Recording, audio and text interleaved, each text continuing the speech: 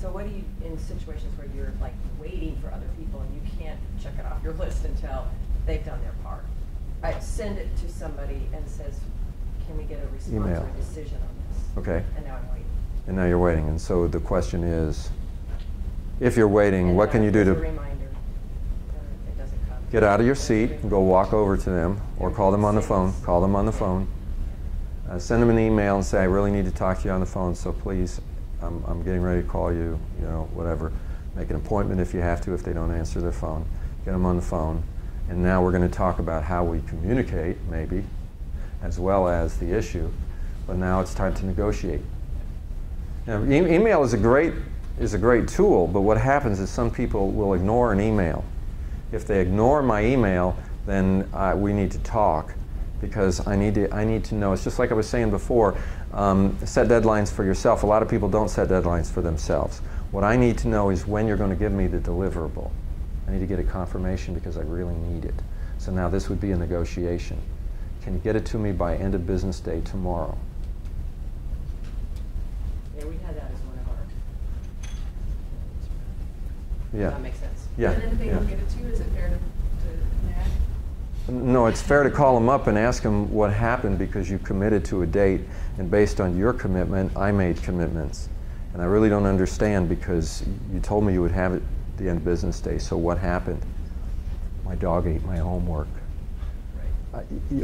These things just all came. I mean, there's a lot of people who, honestly, they don't set deadlines, and if somebody says, can you do this? They say, oh, I'll try. I try to get it done. And they're used to doing that. And in their trying, they don't please anybody, because they're late on everything, and everything is non-specific.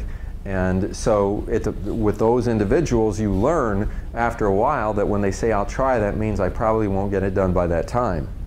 You just do an instant translation in your head. And so at that point, you have to negotiate a date and a time and make it very clear that this is, we've negotiated it and I expect it on this date, and I'm going to start depending on it, and it's going to affect a lot of things. I just want to make sure that you understand that. And they might break their agreement. And then it's up to you to come back in and deal with that in whatever way you can. But I think we, as an organization, need to raise the bar on commitments and specificity and so forth, because our customers count on us. And we have problems that need to be resolved. We need to be able to count on people's word. Now, if somebody says, I'll try, and you accept that, then okay, so at some nebulous time you're going to get it. But if you don't like I'll try, and you want to pin it down, then negotiate a date and a time, and once you've negotiated a date and time, I think it's fair to expect that they'll follow through, and if they don't, then they should be confronted about the fact that they committed and broke their commitment. And what can happen is that the individual who is not used to keeping their commitments, over time, will keep their commitments to you, even though they don't to other people, because of the way you work with them. They know.